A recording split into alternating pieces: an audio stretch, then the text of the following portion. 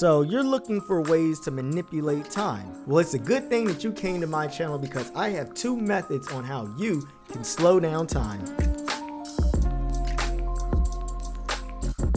Now, instead of making you wait to the end of the video to give you the 2 methods, I'm just going to give you those methods right now. The first way to slow down time is to write.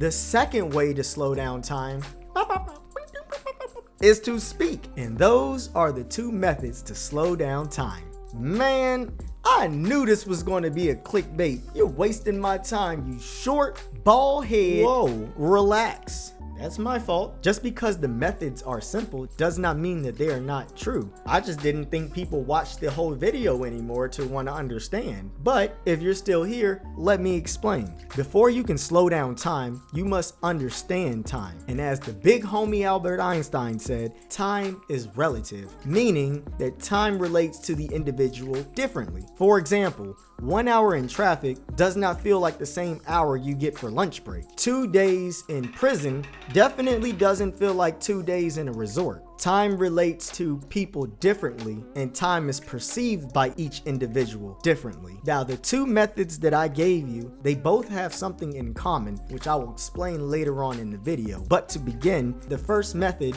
is to write. You can slow down time by writing. It didn't work.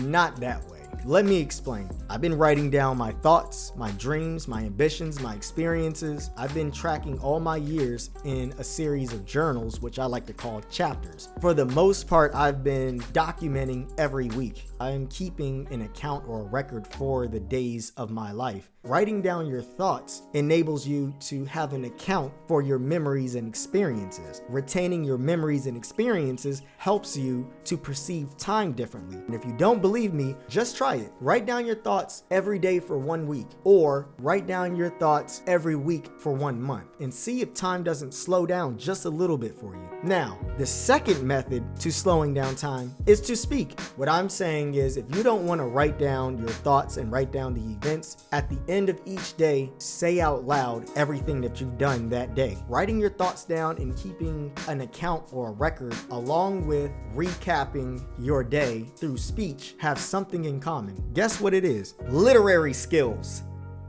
No.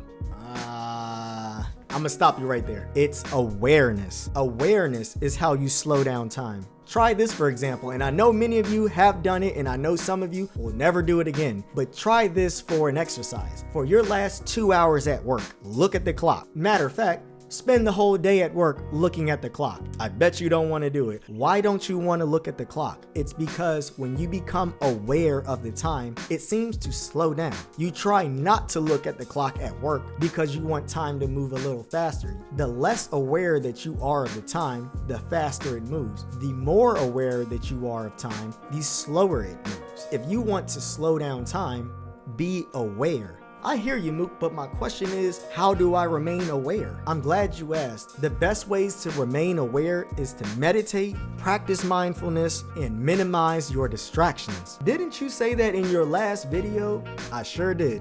So to sum it up, learning how to meditate, practice mindfulness, and minimizing your distractions help you to become more grounded in the present, which helps you to become more aware. And through awareness, you're able to pay attention to your days more closely. And through writing and speaking, you're able to keep an account or record of each year or month or week and even day. When you're able to keep an accountability of each day because you are aware, time seems to move slower. I'm gonna try that.